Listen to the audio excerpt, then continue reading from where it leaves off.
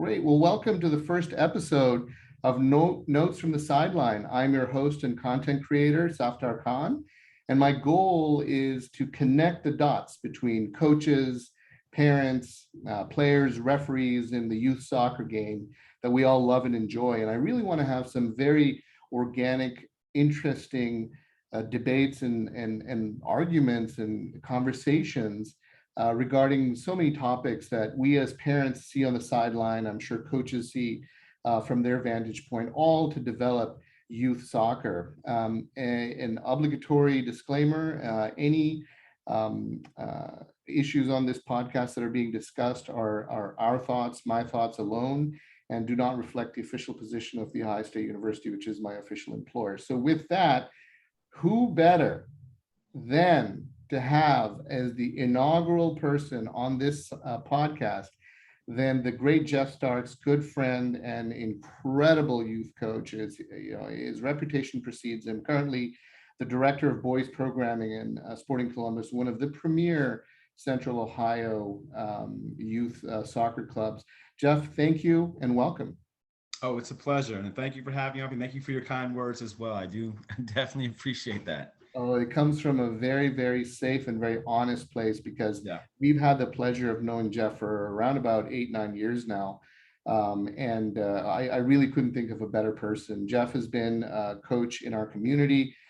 He's been coach of multiple friends and family members. So to have Geoff and his experience, and we're going to hear a lot about Geoff and his history and his background, what got him to coaching, what are the principles that he thinks and he looks at while coaching our youth players.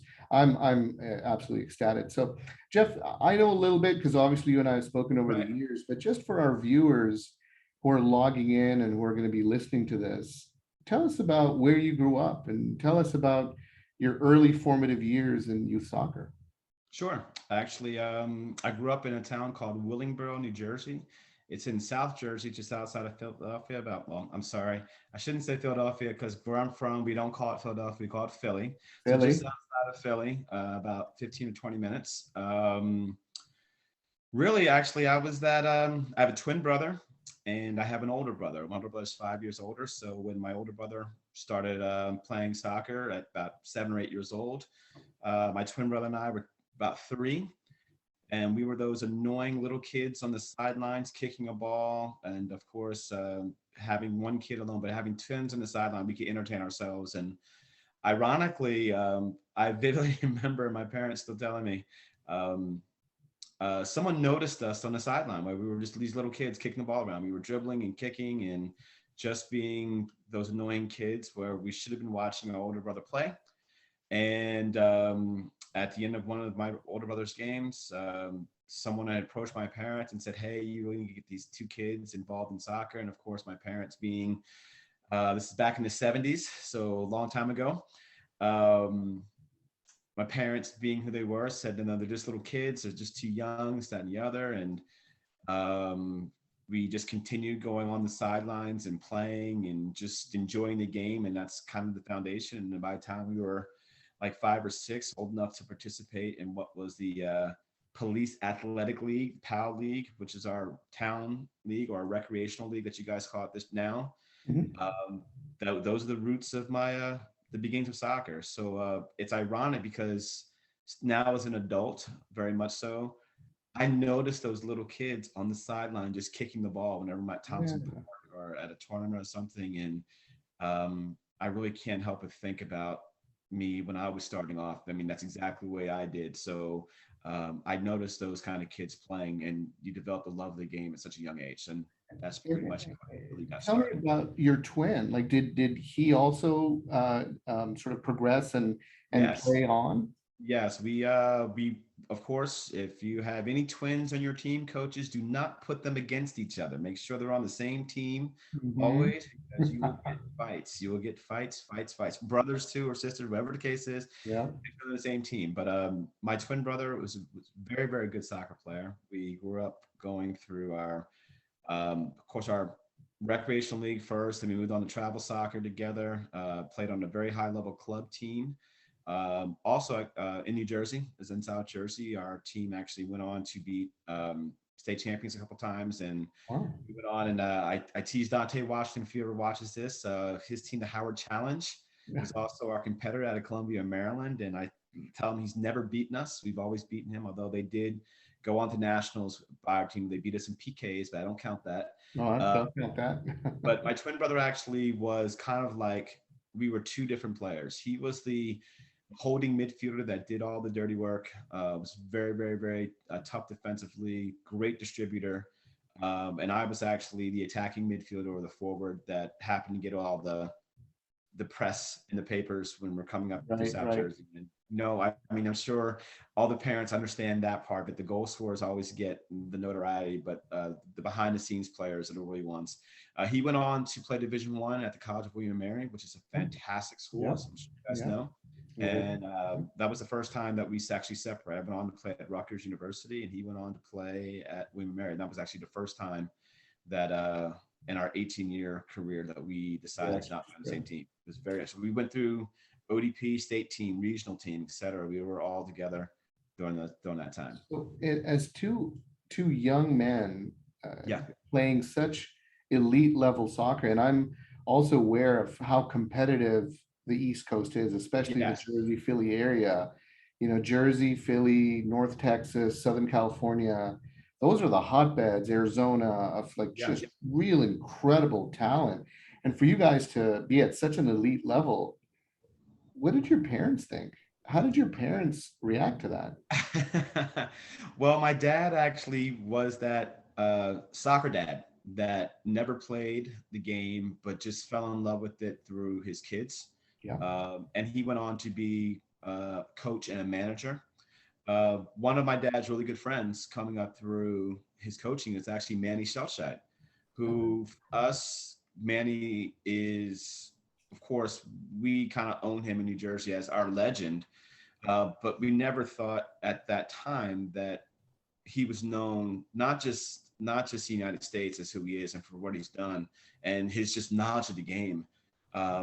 But he's known all over the world. It's amazing. And I always say there's an East Coast bias in New Jersey. We think everything is about what we do in Jersey. So Right, right, yeah. that. But my dad was the guy who really kind of dove into it and kept us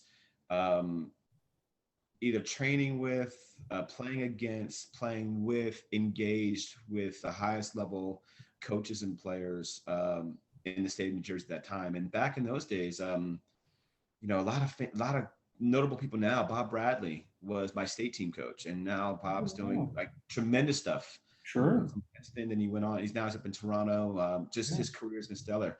Peter Vermes actually grew up not too far from I grew up, and his family, the contributions the Vermes family has done for just the kids in South Jersey. But now Peter's was a tremendous player for the United States, a tremendous professional player.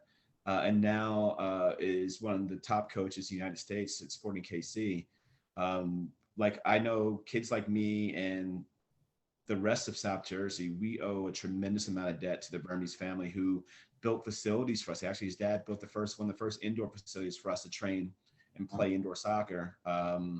But just thinking at that time, we're just thinking this is just the Vermes family, and this is just the Shellshide family, this is the Bradleys, and they're just all kind, caring, very, very kind, very, very caring people who love the game, who really just shared their love of the game, for lack of a better term. Sure. With those kids and those families that just were interested in the game. They're the pioneers for us. And of course, the Tony Miolas, the John Harks, Steve Ramos, the Tab Ramoses, Claudio Reynas, Greg Verhall. Legends. These are all legends, Hall of Fame legends. Grew up together in that climate. So it's actually very exciting to see all of them doing so well now, and knowing where their roots are from. So going back to sort of just now as a coach, an elite level coach, as the director of development, what was the difference that you can see back then versus now on parents on the sideline? Like, are parents more informed today than they were back in the 70s, 80s about soccer? And how as a coach, when you're coaching, like, are parents bringing pre-existing expectations today because soccer is such a global game, both the MLS and then foreign leagues, that they're bringing their kids with jerseys with player names on them, and they're like, he's already a finished product versus what happened in the 70s and 80s, where maybe it was more technical development, more understanding of the game, rather than sort of a superficial look. What are your thoughts about the parents back then to now? Well, it's interesting because my father, those of you that have had a chance to meet my father, still he's in this area, and he sneaks to my games, and I love talking to him because he just reminds me of everything that we went through as kids and how we grew up.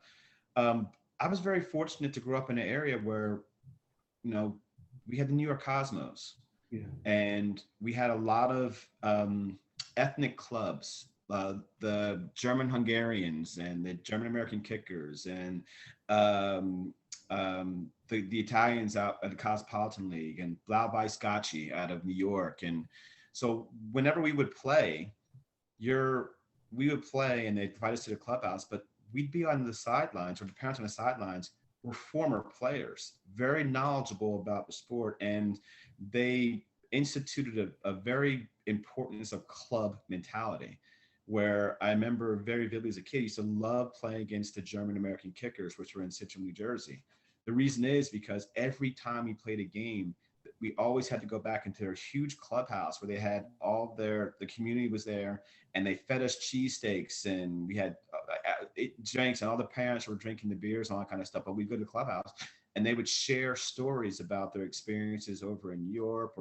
So as a little kid, I'm hearing all these stories from people who say, we love the way you played and just what you do, and they'll give some advice, but they were just people that were on the sidelines, had no coaches. It was just these players sidelines. So my experience growing up was a little bit different from when I first got here to Ohio, where a lot of the parents that I was coaching the kids were either basketball parents, or they were football parents, or they were Right. Lacrosse. Yeah. baseball parents. And lacrosse, well, lacrosse in Jersey is huge. I mean, so I actually grew up playing lacrosse a little bit too, but lacrosse is a big sport in New Jersey. But it was okay. They didn't have an understanding. But as the years went on here in Ohio, the amazing thing is we are now getting coaches and parents who have been through the process as far as actually playing either in college or professionally, and they're very knowledgeable. And I think my first couple years coaching, I was very naive because I always assumed that I'm the coach, I know everything, and you don't. And fortunately for me, I've had enough parents who are very knowledgeable and were very patient with me as a young coach to explain to me, hey, young man, we could teach you some things. So part of my philosophy is, and I tell this to all the parents in our meetings at the beginning of the season, please give us feedback. Yeah.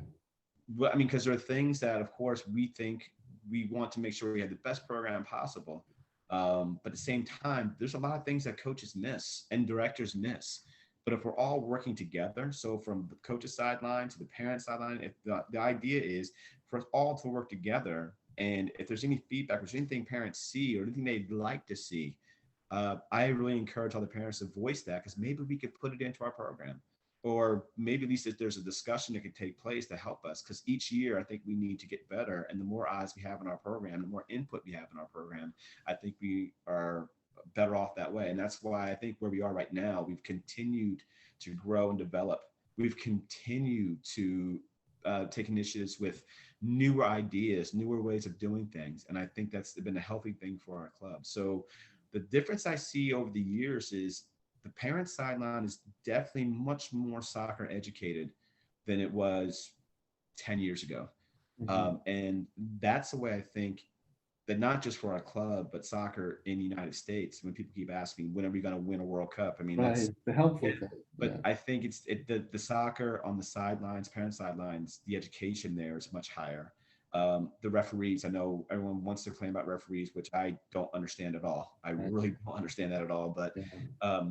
they're now former players, and so that's the change that I'm seeing, and that's how our game is growing, and that's why the level here in Central Ohio right now is so high.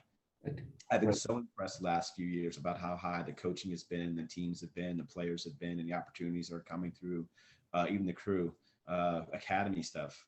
It's been tremendous. So that, I mean, that's so helpful, because I think it does give our listeners hopefully a perspective, the parent side of our listeners, a perspective of of how the game may be changing and how coaches are reflecting sort of those ideas back. So don't hold back. If you do have Yeah. ideas, have an open communication with coaches. So before we transition, I still want to talk a little Yeah. bit about Geoff Starks, that elite player growing up Oh, in the youth system. Who did you count as your mentor when you were in the early stages of your game? Like, was it a coach? Was it a player or a family member? Who was your mentor, say at the early youth level, kind of 15, 16, kind of just about to take off to Division One? oh, I would have to say my biggest influence was a coach by the name of Jeff Marshall. And ironically, he was the only Jeff that spelled his name Geoff the way I do. Correctly. Yes, the correct pronunciation, the correct spelling of Jeffrey. Um, Jeff Marshall actually played at Hartwick.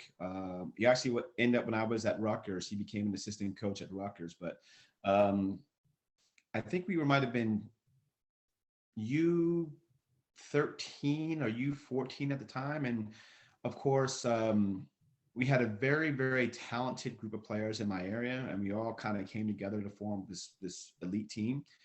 But we really didn't know anything about outside of where we were. We dominated where we were, and we thought, hey, that's the best, but we didn't have any clue of what was outside of us.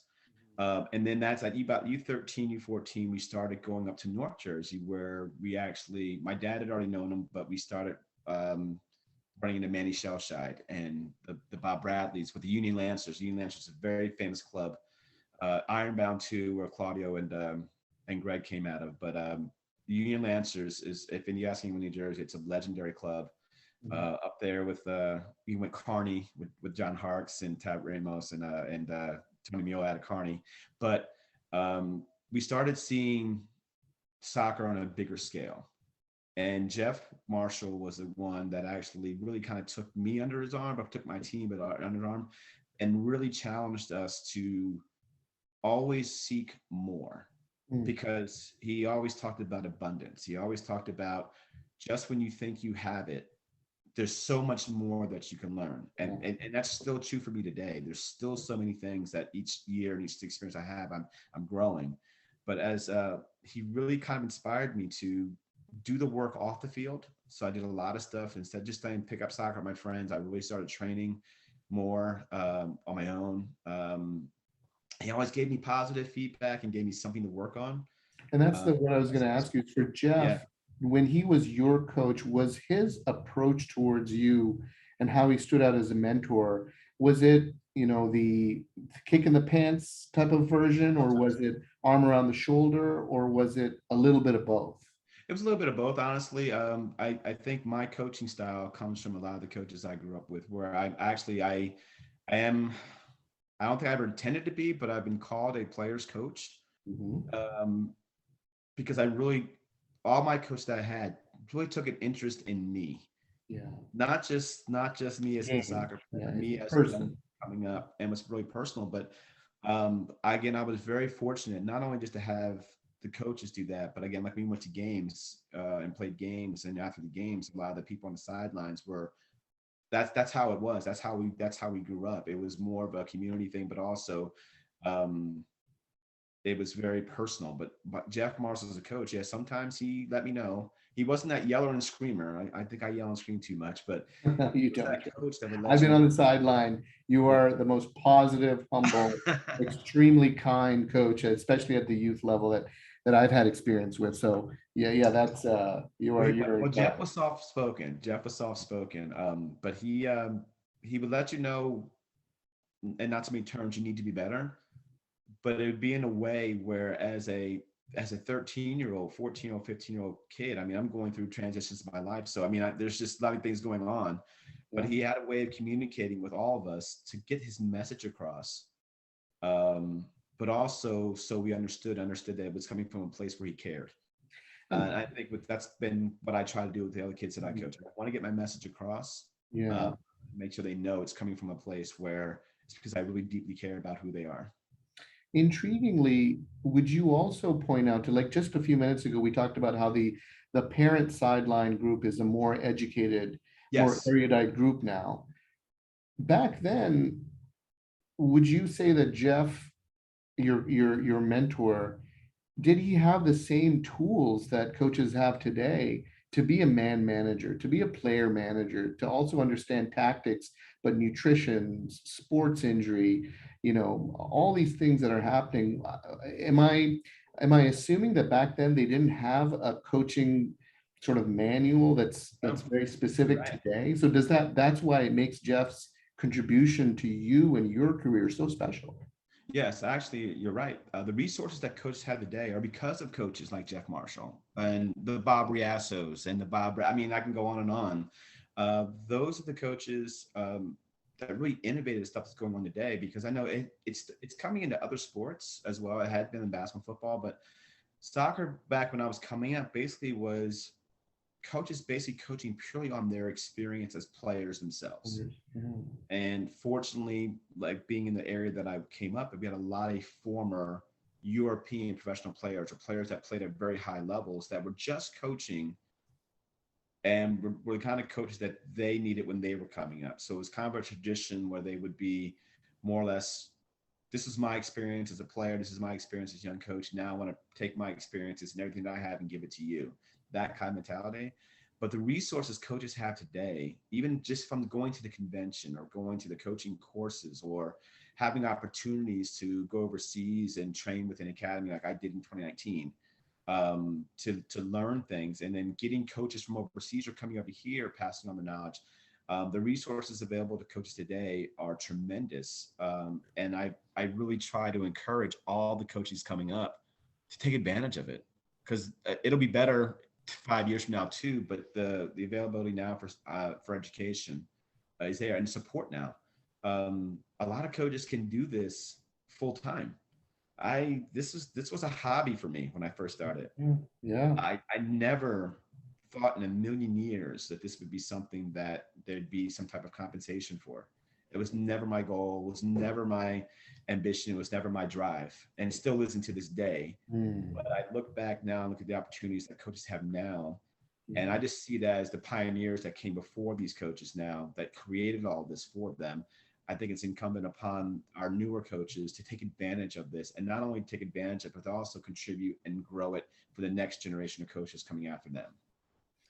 Yeah, and then that's, I think, what we would love to support really as a community, Yes. right? Like I've told my kids at least that coaches are teachers. Yes, we If you have are. a math teacher, if you have a science teacher at school, well, your coach is Geoff Starks is a teacher, and I think it's so amazing to hear your pathway, because I'm going to transition a little bit to your Okay. Division 1 career, and then you went on to play for the Virginia Beach Hurricanes, which I'm also very intrigued about your.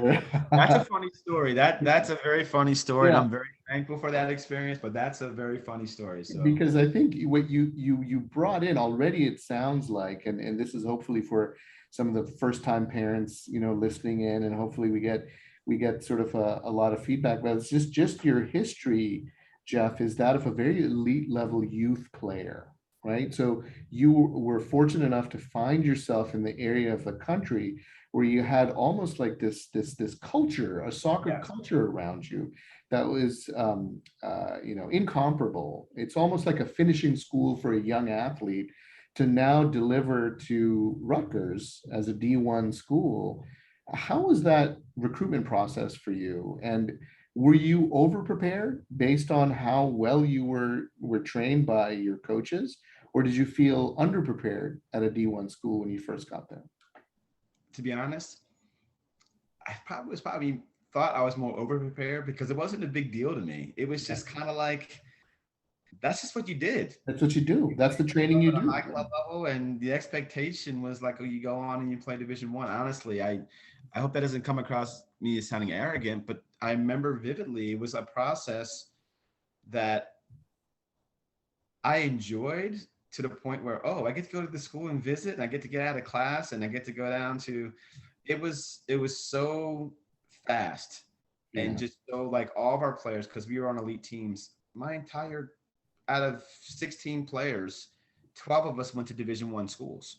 Wow. My club team, and we weren't even the best club team in the state of New Jersey. We were one of the tops, but we weren't, we want like we were the elite were, but we were very, very high. Right. The process was amazing. I mean, back then we would go the way I ended up at Rutgers more than anything went decided Rutgers. I used to go to their youth camps when Mhm. I was about 13, 14, and 15 and loved it. And I had no idea at that time that that was a recruiting tool. Mhm. I had no idea. It was just, I thought my parents wanted to get rid of me for a week. It was an overnight camp. And I Yeah. got a chance to go to camp for a week and stay in dorms, and you get to go to the cafeteria, wake up, and it was just fun. And we'd play soccer all day. And after the week is over, our parents would come pick us up, and it was a week of camp. I had no idea I was being recruited, none. And when you get to those camps, it's not only the coaches of Rutgers staff, it's all the coaches. I mean, there was coaches from UVA, there were coaches from all the big Division I schools there, and they're looking at you at those early ages. And I'm not even sure my parents knew it was recruiting at that time. I just Mhm. remember, and the only way I found out that uh, it was actually recruiting was when I got really recruited, and they said, "We remember you when you were 13 at this From the camp." camp. I was like, "You did?" I was like, "I was just Wow. there, kind of having fun with my friends." It was, I mean, I missed those. We had so much fun. Right. It's so much fun. Um, and like, no, we remember you there, and that's why this, that, and the other. And I met so many players, I met so many coaches, but it made me realize that opportunities were there, even when you don't realize they're there. Hmm. Never know who's watching, and I think some of our coaching staff, we actually say that you never know who's watching. It Yeah. all started off with just going to overnight camps or going to a camp. And as a parent tip for those parents who are interested in this, as there's like a plethora of these youth camps developing, Yes, and certainly a lot of the, they have age range youth camps for these yes. Division I schools, Division II schools, et cetera. You recommend that players go to youth camps, try to do overnight youth camps, especially at the older age range, because that's helpful for recruitment. It's helpful for technical ability, meeting new kids, new challenges. And it's just, to be honest, it's just an overall great soccer experience. And I think if there's anything that I would love for parents listening and coaches listening, for some reason I think we've kind of forgotten about that. That's what this is really all about. It's about the experience. Mhm. Um, and every time I talk about that, I seem very old. So, but to this day, my best friends in the world are kids I grew up playing soccer with. Yeah. I've been to their weddings. I've been to their kids' births. I've been to graduations. I've been through all the good times and bad times. And when I go home, I get a chance to go home, which really isn't that often. I mean, I think I got consumed a little bit too much with my life here and with soccer and everything. But I had an opportunity to go home, and all the parents of the kids I played soccer with, they're all friends. It's still tight. So when I go home, it's like almost going home to a reunion. But all the time you spend at soccer tournaments really should really just be an excuse to get out of town for the weekend with your friends. And oh, by the way, you have a couple of soccer games. I Right. know the competitive nature, and I'm hugely competitive. Anyone, Oh, yeah. they know that I am, but Yep.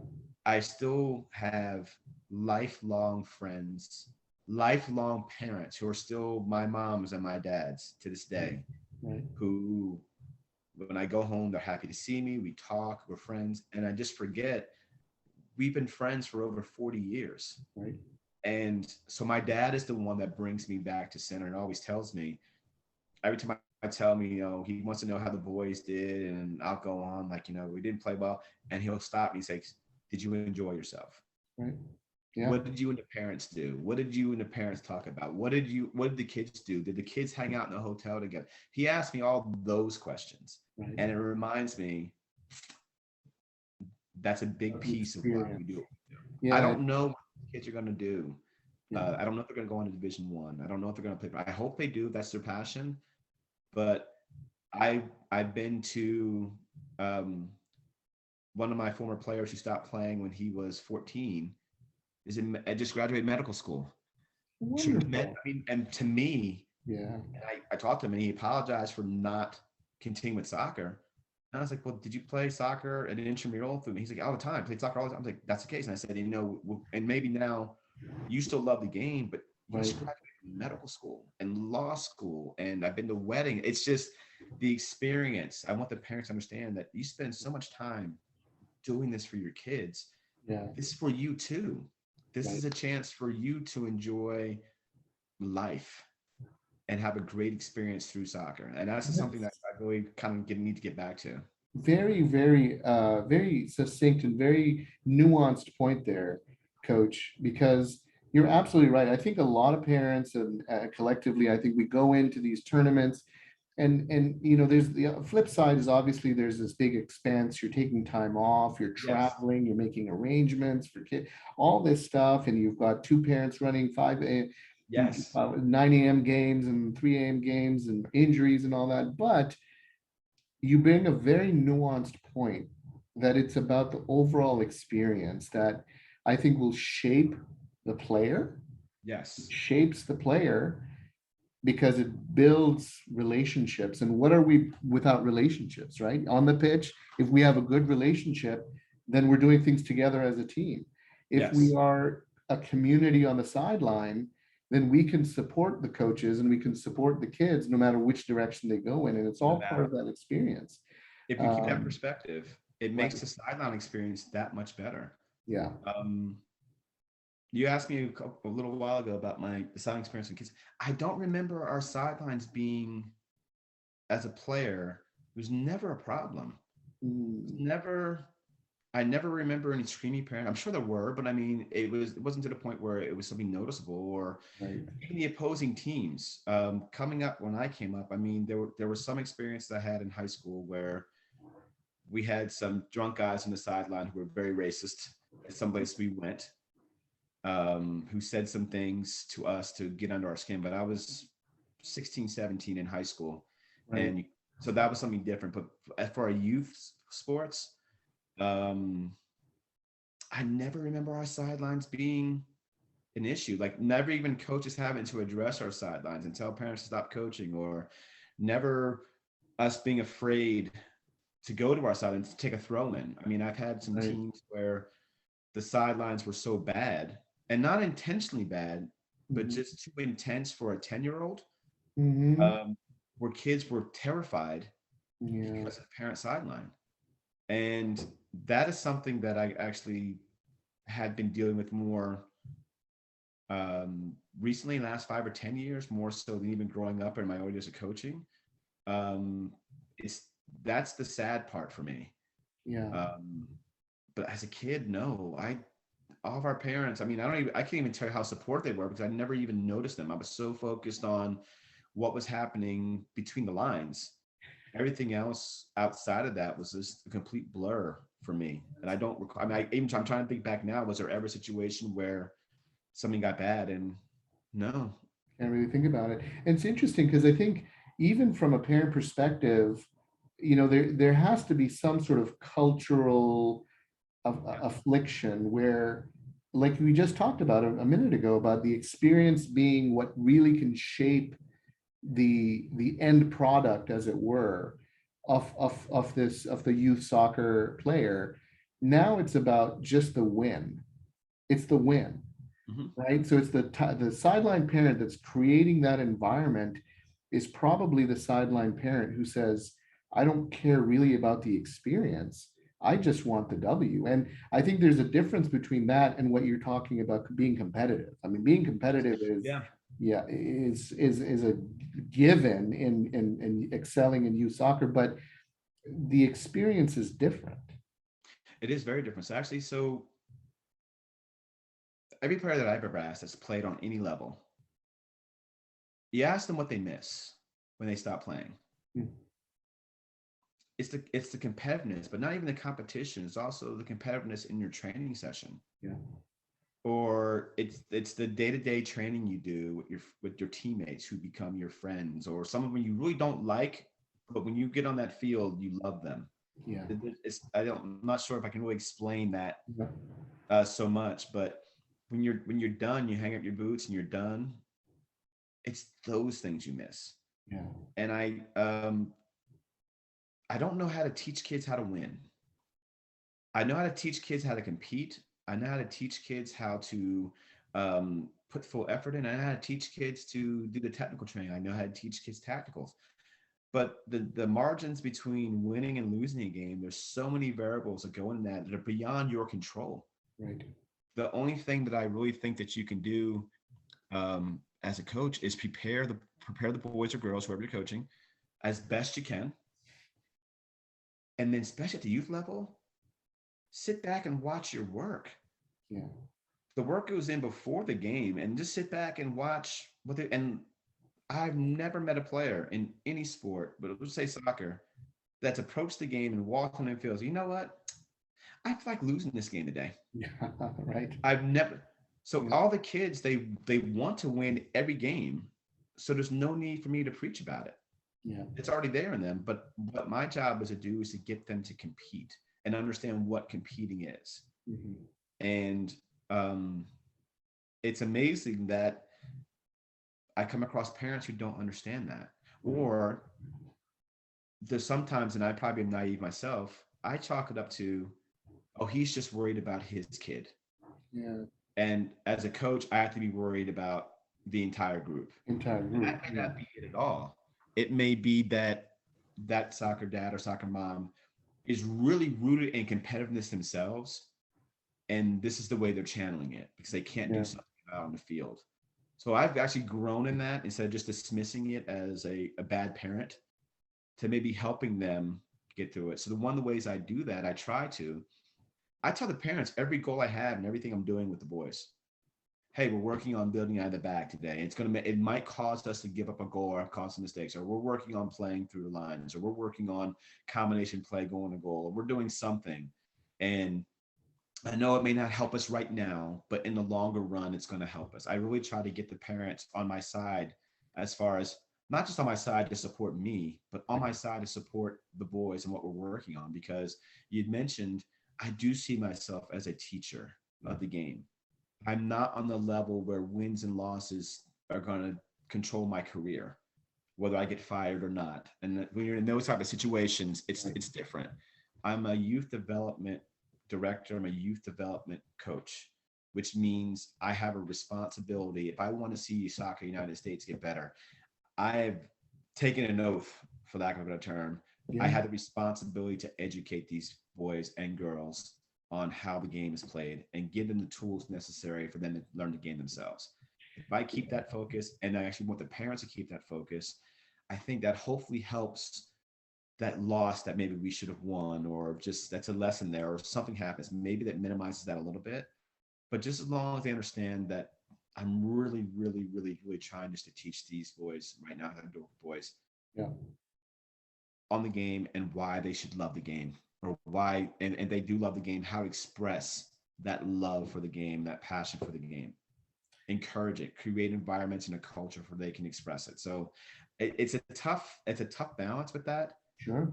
But I'm noticing parents, when you talk to them and don't just dismiss them, it's a better situation. And it's not always easy because you're irritated yourself, but when you actually bring others into what you're trying to do, it's a better way to go about it.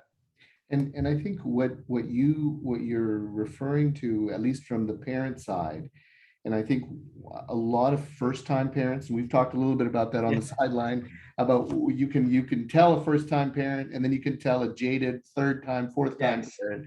And we'll get into that a little bit, but what you're really referring, and this is important for parents to understand, is that there's development and trust the process. Yes. And it's not about, a tournament, a game. It's about development, especially if we as parents, we enroll our kids to school, and then we sort of trust the process from first grade all the way up to high school. We sort of trust the process and open lines of communication between teachers as we educate our youth, our girls and boys. Is it incorrect to say that it's kind of the same thing? Because if we have a U6 player, U7 player, and you were watching them as, director of player development with your coaching staff, and you're seeing them develop, and development is never a straight line. Never. Development is always Never. a very tough, and so parents, whether they're first time parents listening today, or they're a little bit more mature parents, what you're really saying, Geoff, is parents have to just learn how to trust the process and Yes. say, we're going to let our kid develop. This year, maybe it's going to be a tougher year for my child. Next year, the youth soccer player is going to, from all these sources, these experiences, build a portfolio that's going to continue development. Is that the way to think about it? I try, because I actually, that's one of the reasons why I kind of, even this year's the first year, and it's been a very challenging transition for me, like not actually coaching specific teams, because that truly is my passion. I love being at training sessions, and I love working with players, and I love like just seeing that process and being a part of the process. And I started realizing that the process was getting isolated to certain teams or certain coaches or certain things. And I was like, okay, well now that's a problem. But I do see it's a school analogy. Yeah. So I have a 8-year-old player, U9, U8 player, and they'll go see the way our U13s play or U14s play. And apparently, like I want that. Yeah. Yeah. And I'm like, okay, but do you really understand how much it took to get to this where they Right. are now to like where we started?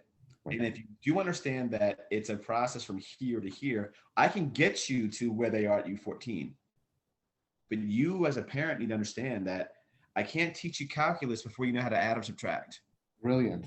Brilliant. Yeah. So there is a process. And for soccer, it's a very long process. For us in the United States, it's longer. I get comparisons to Europe and South America because in the United States, it's been basketball, football, and baseball, which is fantastic. Right. So they Right. ask, why the United States the best basketball players in the world?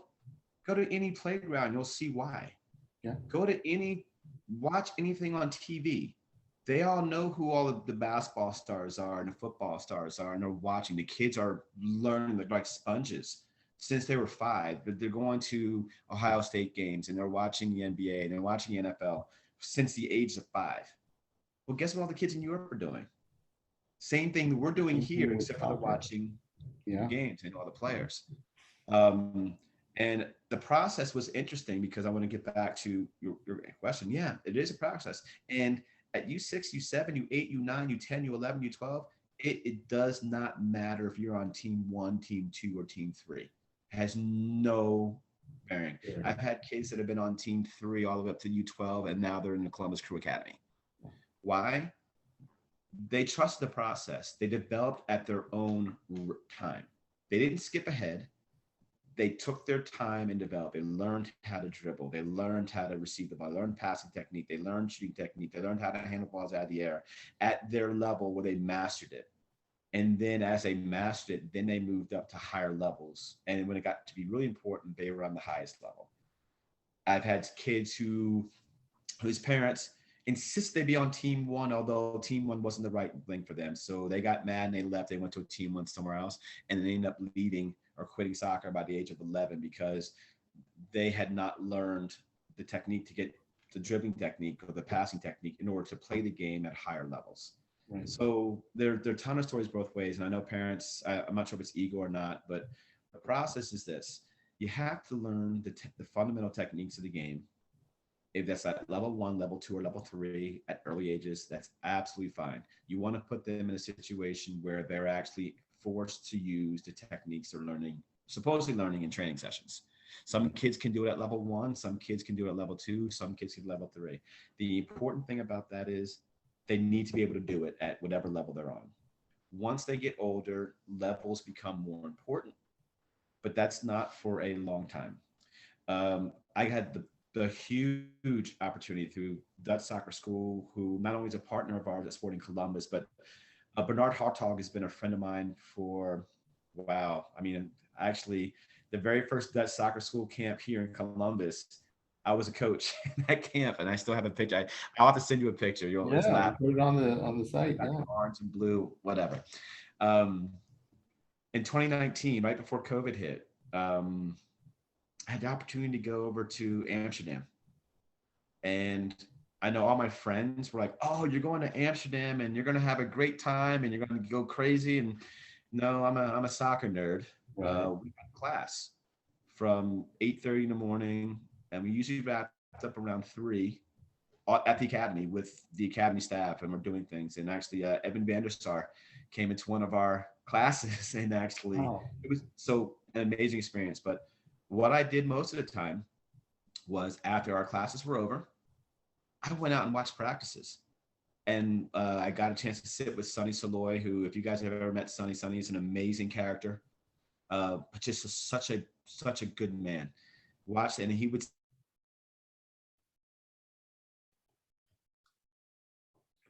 I think we lost voice there. Jeff, I think you may be muted. Did we lose your voice?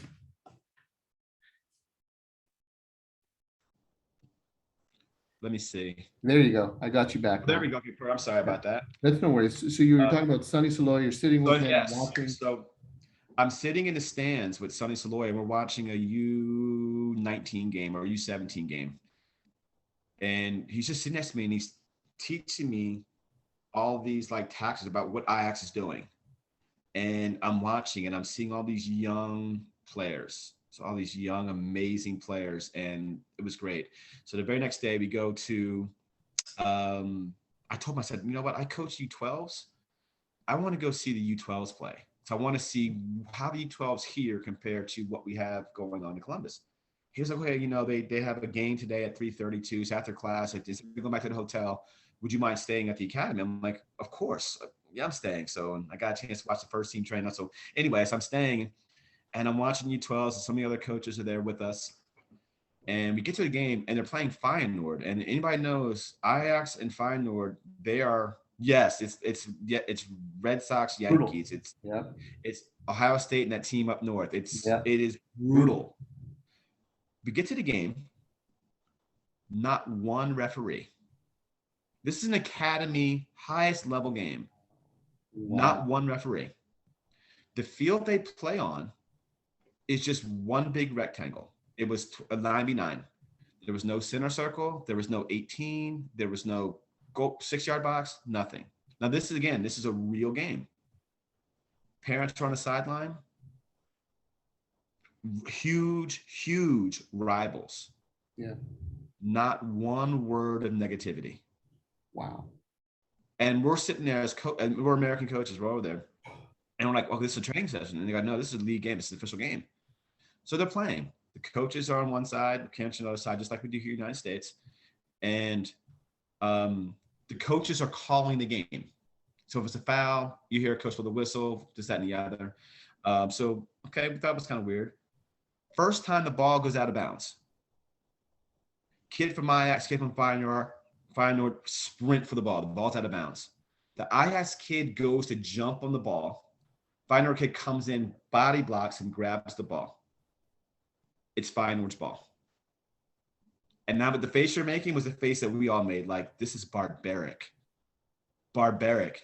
Yeah. And the kid won the ball. Ajax kid backed up on the field. It took a throw in. Good. Goal kick. Goal kid shot, shoots the ball, goes wide and goal. Keeper gets the ball, brings in, and just starts playing. No 6-yard box, no goal kick. Keeper gets the ball, just starts playing. Player. He's a field player. Yes. And some of the most brutal fouls I'd seen at a young age. I mean, like, they were really like going after each other. It was a very physical game, but technically the game was beautiful. Mm. The ability these players had, the tactical awareness, the decision making, the quickness of playing. I actually ended up winning the game like 4-2. Feyenoord kids are in tears. Parents are coming to them, grabbing them, and not one thing was said. Game's over.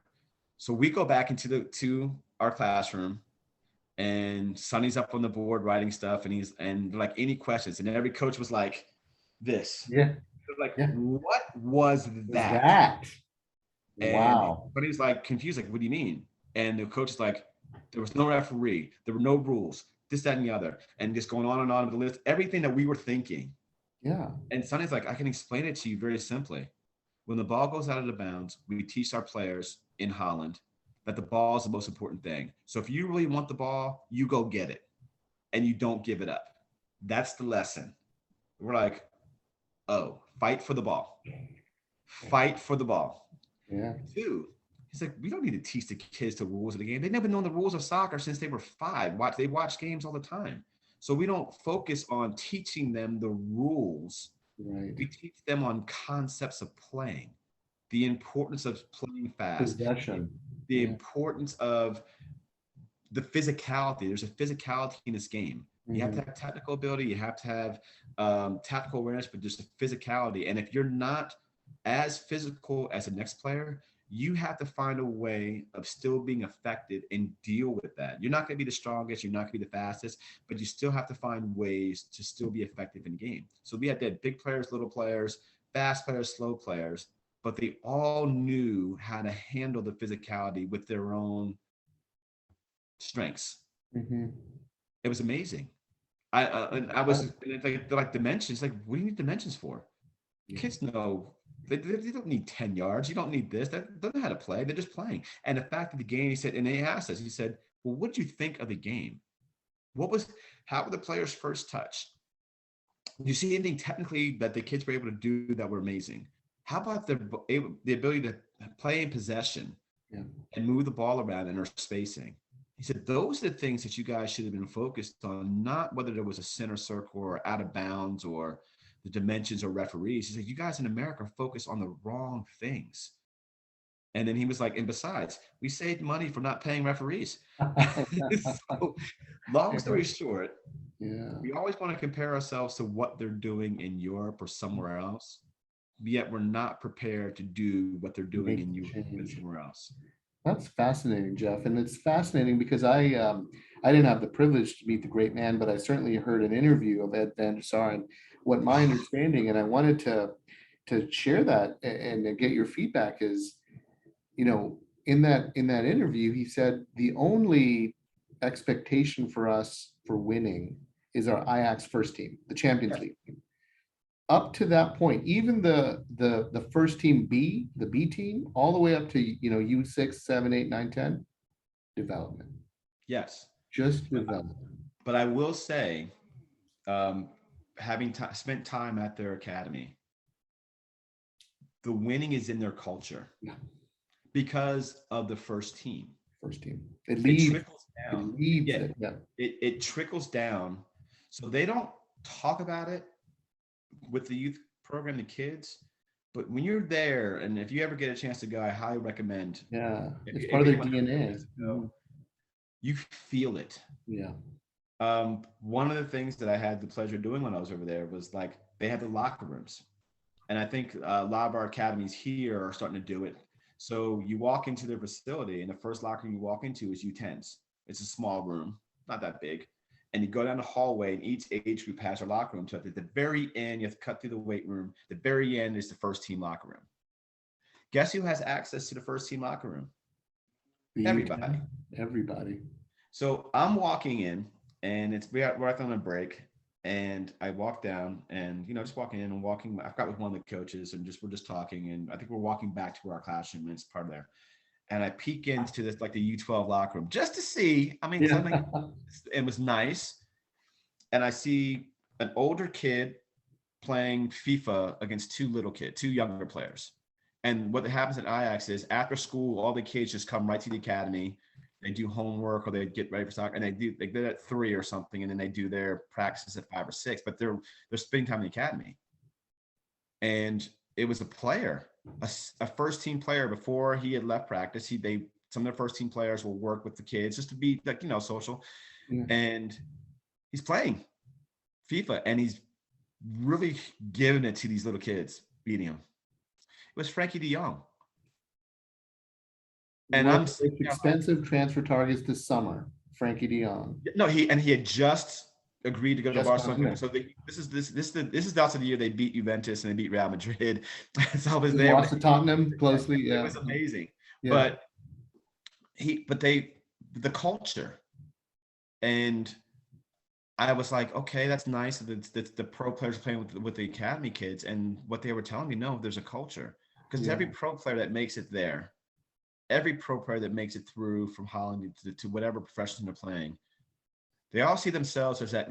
They remember being that kid, even I've heard stories about De Bruyne, who's one of my favorite players. Yeah. It's not just because of his ability, but just because of his character, just because of his approach to the game. Leadership. Yeah. Yeah, but he often talks about what it was like to be a youth player and knowing that. And even I'm a huge Ronaldo fan, have been for a long time for a lot of reasons, but um, you know, to hear him talk now, find people being able to get some insight about how he had to come up through. He still remembers vividly what it's like to be a youth player to get to where he is. Yeah. And I think that's important. So what they do at Ajax is their training facilities there, but in the background of their training facility, like you can look and there's a tree line that's cut out, is Amsterdam Arena.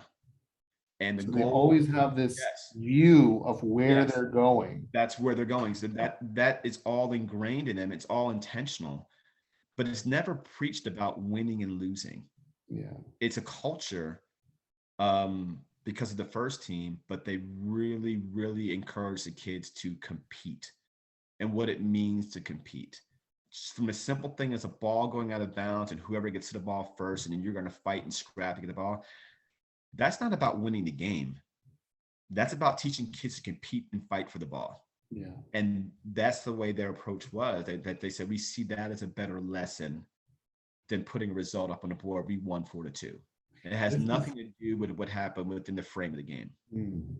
And I think this is such a great snapshot right here Yeah. for us parents, because what I mean in this last, hour, what I can tell you that I hope parents will take away is your advice about youth camps, right? Oh yes. Youth camps so important, right? Next thing about development, and this Ajax discussion really has come at that sort of the tail of that development. Trust the process. Every kid's going to be different as they develop from the U10 arena all the way up to as far as they want to go, and how it's important to marry, technical ability, tactical awareness, and physicality. And each of Yes. that develops at different stages. So parents on Yes. the sideline saying, why isn't my player team one? Why isn't my player, he can dribble past the whole team, but he's not, it's all part of what I'll go back to the first 10 minutes about that experience. Yes. And that experience is what's going to drive these kids forward to achieve the most. I mean, this is fascinating, and this is truly the spirit of what I wanted to create in Notes on the Sideline, the podcast, talking to you.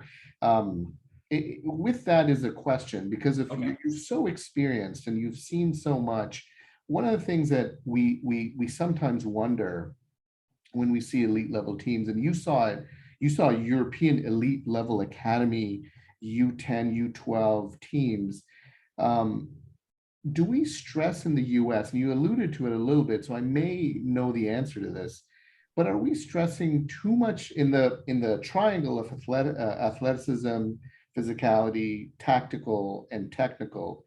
In the US, do we stress too much physicality over the other attributes because we're a football playing nation or a basketball playing nation? Well, I'm glad you asked it, because my opinions on that have changed over the years. The physicality portion, I think in the United States, we have a tendency to follow trends.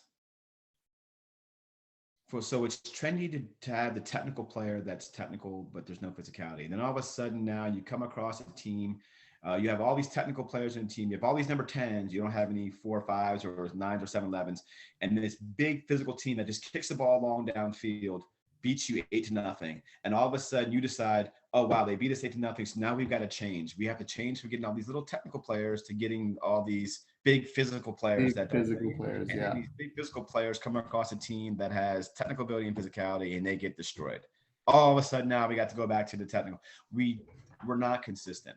So I'm at the point now, and I've actually Tom Prestis has been a very good teacher of mine too. Tom has been very experienced, and I know Tom, tremendous coach, brilliant coach, but also a tremendous motivator.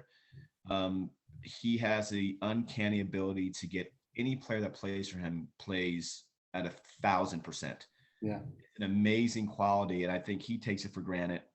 But if you ever go see one of Tom's teams play, they are relentless. Incredible. They're relentless. Yeah. It's for coaches, you take the athlete, and because they're athletic, you can teach them the technical part because they have the athletic prowess to learn the technical part. What Mhm. we don't do here consistently enough is we don't teach the athlete who the good athletic player. We just rely on his athleticism because we're going to win games. So maybe instead of putting him at center forward because he's the fastest player, you want to kick it as far as you can, have him chase it. Maybe you put him in the back so he can handle the ball more and learn how to get his first touch and distribute, or have to be able to work the ball up through players instead of coming always being the top player running past players. There's certain things. So teaching the athletic player to be more technical. Conversely, teaching the player that is not as athletic, because this is still a sport, so athleticism still is a very important component. Very important. Yeah. But I'm talking about the person that's not blazingly fast or strong. Um, they actually might have a little bit of advantage early on because they have to learn to be more technical in order to survive, quote unquote, survive the game. So they have to learn how to find space quicker and more. They have to be able to make quicker decisions because they're going to get closed down faster than what they're Right. seeing. So they have Right. to have a good first touch, better first touch, and or they might be undersized, so they might not be able to win that head ball, but they've got to anticipate where the head ball is going to go to win the second ball. They're learning the other nuances of the game. Yeah. But how do you keep those kids involved? Um, I think the mistake that we have is we always put one over the other, and you don't realize that both are very important. So I'm at the point now where physicality, athleticism, whatever you want to call it, and technical ability, they go hand in hand. You have to train those players differently, though. The players that are more athletic and are not showing technical, you have to spend more time with them on their technical development. Yeah. The players that are not as athletic, but are very technical, you have to spend time with them also, maybe getting them into speed and agility, which will help them, Yeah. especially with confidence and injury prevention, but more confidence. But also, you have to then work with them more on how do they use their technical ability to have an impact on the game. Because at the end of the day, I think a first team player, between a first team player, a second team player, a third team player, whatever the case may be, we'll say first and second, is how effective are they in games? Yeah. And that's actually, I think, when coaches are selecting their teams or their rosters, that's what it pretty much comes down to. How effective are they? I know a lot of players that are technically gifted and are tremendous in training sessions. Right. And in games, They lose it. not Can't very do it. effective. They're not very effective. Yeah. But you're putting them into situations where they're not being successful, being effective in a game. And all they do is get frustrated because they're getting pushed or they're getting caught or they're getting. So why not put them in a game where they can learn how to be effective using their technical ability? So that might be for a little while, might be a level two. Level two. Yeah. It might be. It might be. So I think we need to have more flexibility. Um, Ideally for coaches, we would love to not have any rosters whatsoever. We would love to have a player pool. Right. And this week, this group go here. This week, this group here. And then the next week, the groups might change. Change thing. Yeah. That's perfect for development. But in our current system, everyone needs to have that team one or team two label. And it makes it very difficult for us as directors and as coaches to really navigate through that. You're able to do that at the academy level, like crew, because there's no money involved. But now that there's money involved, um, I see parents and families, we're pretty much, they're our customers, our clients. Yeah. And they are investing a lot of money into what they're doing. So there has to be some type of customer service. But ideally, a player pool is the most ideal way, in my opinion, to have development, giving players opportunities to play at multiple levels. This is so honest, and this is exactly, again, that's why you being the first, a guest on this pod is so important, because I think this is really answering so much. Yeah. As I sort of was traveling and going around all these cities with my boys, I talked to a lot of parents on opposing teams. I talked to a lot of parents who were part of the sporting family who left. I talked to a lot of coaches we were in Northern Ohio, as you know, this weekend. Yeah. I talked to a lot of coaches, and I got a bunch of feedback. I talked to a lot of referees. I got a bunch of feedback, and I said, hey, I'm going to talk to Geoff and Starks, and I want you to ask me these questions so I can kind of get. This is a platform. This is a platform to Geoff to answer a lot of questions that I think parents have. And I think that question about sort of team one, team two, and the customer service aspect of it, unfortunately, the pay to play Yeah. kind of does make it sort of the calling card, or it's the card of your club, is you have a state winning club or you have a state champion and you've got this elite group that has, on and on gone to academies. But within that, and there's one of the questions that one of the parents asked me was, how do you account for within this triad of athleticism, tactical understanding, and technical ability, the effect of the late bloomer, the Yeah. effect of puberty, where Yeah. you could have this really technical genius who doesn't have physicality, and then he doesn't get a look in, or she doesn't get a look in for years because Yeah. now the roster's closed, and it's not a very fluid roster between team one, team three, team two, team three, or team one, team two. Is it, again, and this may be the answer, is trust the process, trust the Trust the development. process, but also I encourage my coaches, you need to keep an eye on players that are not on your team. Yeah. If you're a team one coach, for instance, at the U13 age group, I think it's incumbent upon you to know all the players in team two and team three. Yeah. Because you never know. You never know. And it's for us, we actually do our player pool system for U10 and down to 77 ages that way on purpose. And the reason why, to be honest with you, because those are the kids that develop so randomly from week to week. It's not even Yeah. year to year. Yeah. It's week. Yeah. And we're able to keep enough parents happy. We do have parents that are unhappy with the player pool system, but we are able to keep enough players happy. But our goal is not where they are now, it's where they're going to be, and to make sure no player gets missed. When you get to a team one, team two, team three situation, players get missed all the time. And the worst thing about that, the best scenario is if a team two player doesn't make team one, the best scenario is he still loves the game. He just goes, he finds somewhere else. And we hate that. Right. We absolutely hate that he'd leave. But if he's leaving and still playing, he must play at a higher level. That's something that hopefully we all get over. The worst case scenario is that player gets so frustrated and he just quits. Yeah. And so we try to find ways to do that. I mean, honestly, it's something that we did with as crew juniors, and we really do with sporting. It's really important to us, and we're by no means perfect, but we try to create opportunities, even at the 9v9 and the 11v11 ages, for those players that are exceeding at one level to get opportunities, whether it's through training, extra training with team one, or maybe we can find situations to have them guest play just to keep them in the conversation, in the view, knowing one day that there's potential. I hopefully this player will never watch this podcast, but there's a player that I'm extremely proud of. His name is Brandon Holfinger. He's a 2008 player. He's been with us since U6. And I'm Brandon. I'm so proud of him because actually if you ever meet Brandon, he looks, now he's a U15 player. He looks like he's U11, U12. Wow.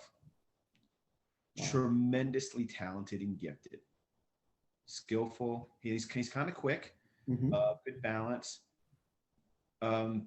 He gets crushed, has been getting crushed since the age of 13. Yeah. Physically just crushed to the point where there are some games he'd go into tackles and we weren't sure he was going to survive. Wow. Really just like, and you wanted to protect him, and he was always on team two, not because of anything else, but this, like, we were just like, he's a good player, but he's so small. And like, he got the nickname Little Brandon, which I hate. So I never will call him Little Brandon, but everyone will call him Little Brandon. And to Brandon's credit, he never let that get to him. And I think it might've been U13. We had him play a little bit, and like all the team one players wanted to have him play up. They all like, and Crew Academy saw him. And like, who is that kid? And everyone's like, oh, that's Brandon. He's on team two. And he's like, yeah, he was just so small. So in Europe and in Crew, they're doing something called biobanding. So Brandon's biological age, he's 14 now, going on 15, but biologically he's 11 or 12. So what do you do with him? Yeah. Guess what they do in Europe? They let him play U12, U13. Let him and come into players that himself. play down during development ages. And they say this, the study they've done with biobanding, and this comes from the Holland Dutch studies. I did that a little bit. Mhm. The players that grow first and become the really big players early on, they're the biggest, strongest, fastest early on, the percentage of them making it to pros is very Very low. low. They kind of come down. Yeah. The kids that were late bloomers, that were small, undersized, and through this biobanding, the success rate they have of making it to the pros is astronomically high. Wow.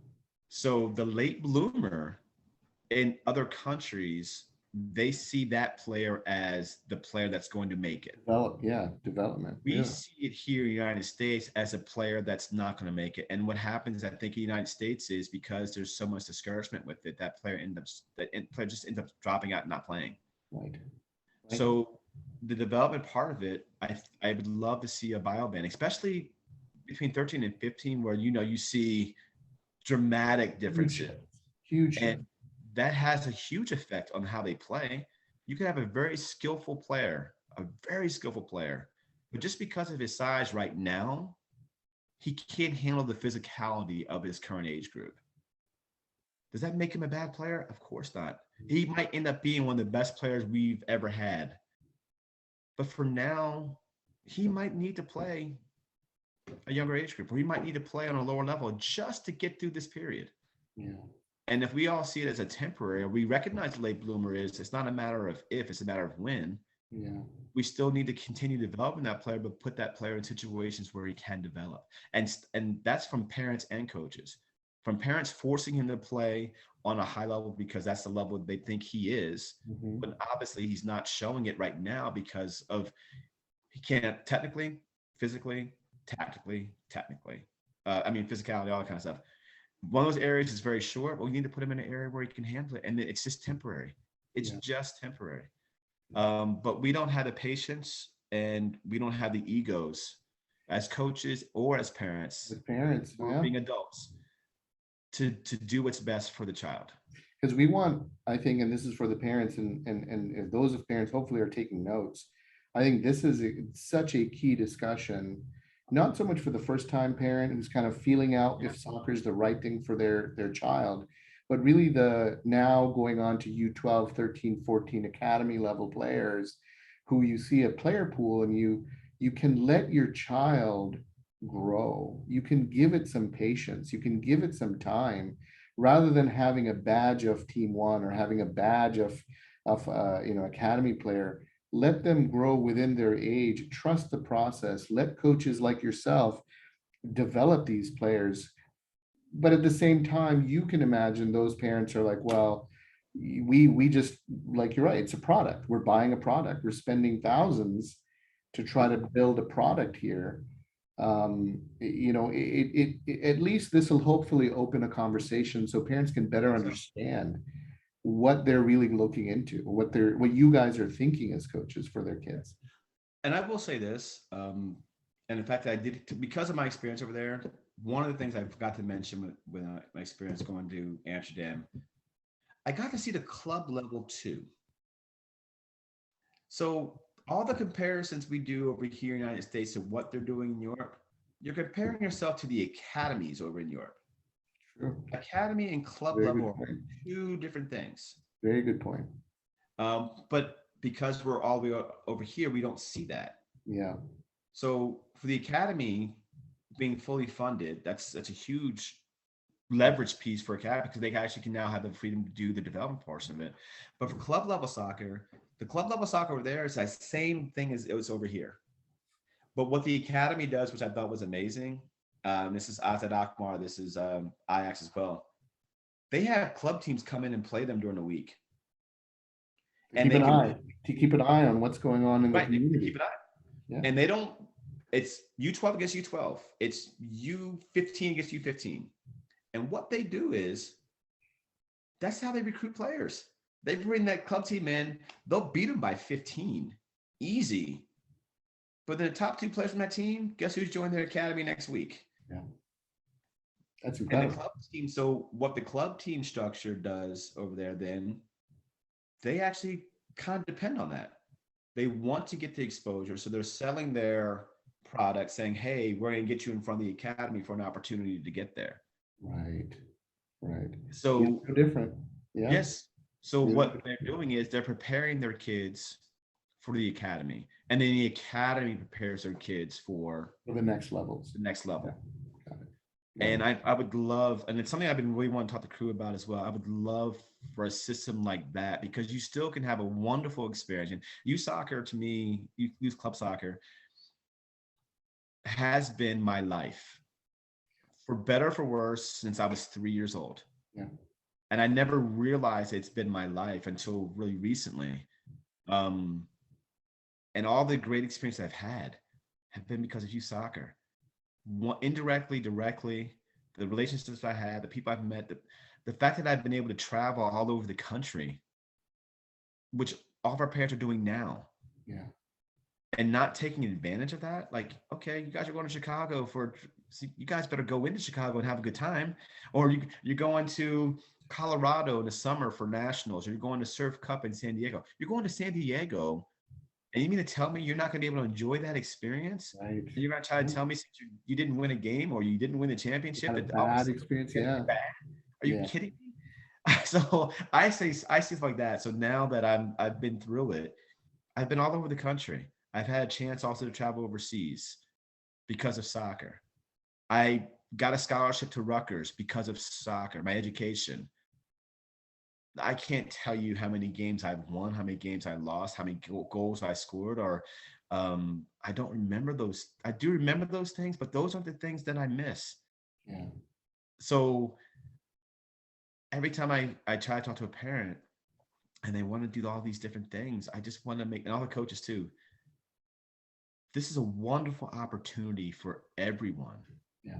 if you just approach it that way. Experiential way. And then Experience and everything will everything develop, else, fall into place. Yeah. everything always falls into place. Yeah. And the funniest thing is you want your child to do so much stuff.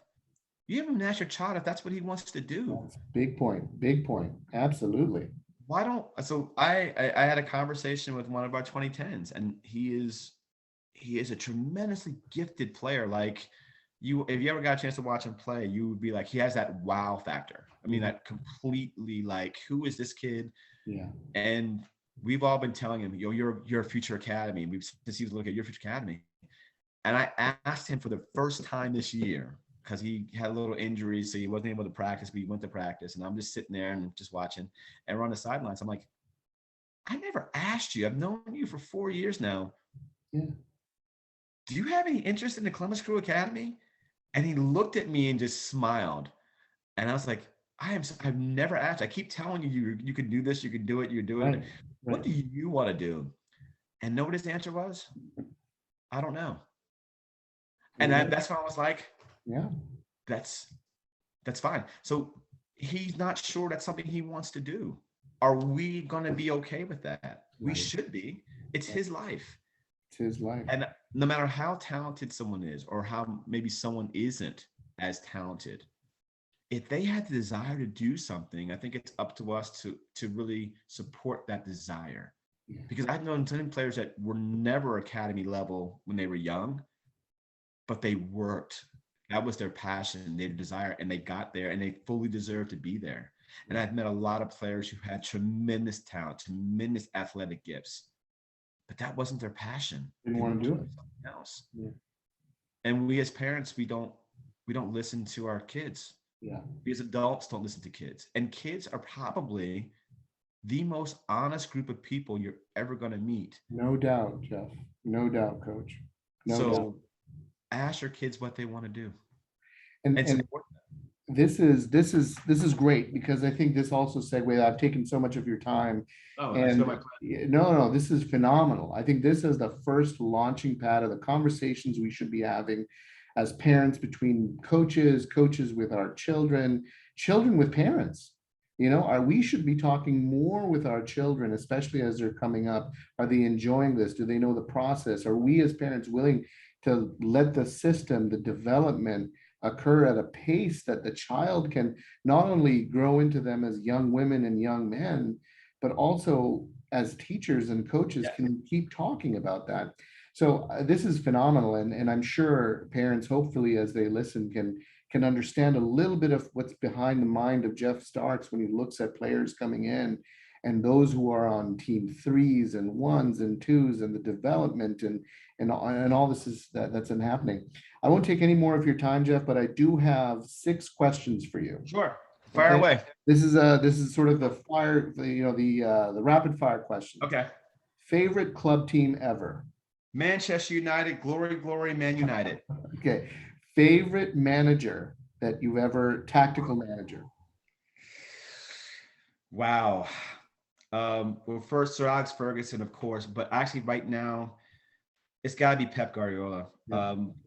He's A legend genius. of genius. And I know that's I think every United fan will also be able to be comfortable with my answer.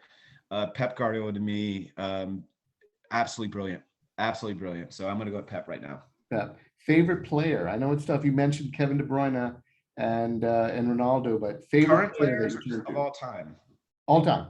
All time. Well, Ruud Gullit out of he was one of my favorite Another players. Ajax, yeah. Van Nistelrooy. Dutch And bias, yeah. growing up, though, it had to be John Barnes. He was a Liverpool player, of course, but John Barnes, as an African-American player, Sure. was one of the best players in the world that I got a chance to see first. But so I have to say John Barnes of all time is one of my favorite players. Best kit? The 1986 Dutch national team kit when Van Basten hit that volley against Germany. That's the best kit. Beautiful. It was a beautiful kit. Yes. Match you wish you attended live. One match in the past you wish you were there. 1999 Champions League final of Manchester United versus Bayern Munich when we won 2 goals in injury time to win 2-1. Beautiful. And final question, and I again thank you so much for this. And we're going to definitely have you back on because there are a lot of things you touched on. Especially, I think we do have to have a conversation about, ethnicity and race and soccer. Yes. And I think that's a very, very important multi-guest feature I want to do. But the last question for you is, who wins the World Cup Qatar 2022? Actually, Brazil is hot right now. I'm saying Brazil's got the talent, but I'm thinking it's definitely going to be a South American country, but I'm thinking it's more Argentina over Brazil. But Brazil is, it's kind of hard to go against Brazil right now, the way they're playing and the talent they have. But I like the grit of Argentina right now. So which is it, Brazil or Argentina? Ooh. I'm going to go off on a limb here. I'm going to go Argentina wins it. Okay. All right. We're going to hold Geoff to it in November. Geoff, thank you for your time. You're wonderful. You're a great teacher. You inspire the kids. I have the pleasure of having my kids being coached by you. And every time it's been such a pleasure. So this has been amazing. And I really hope that we can engage you again. Absolutely. Anytime. I enjoyed it very much. Thank you so much for your service for our kids. Really appreciate it. Appreciate it. Take care. Thank you.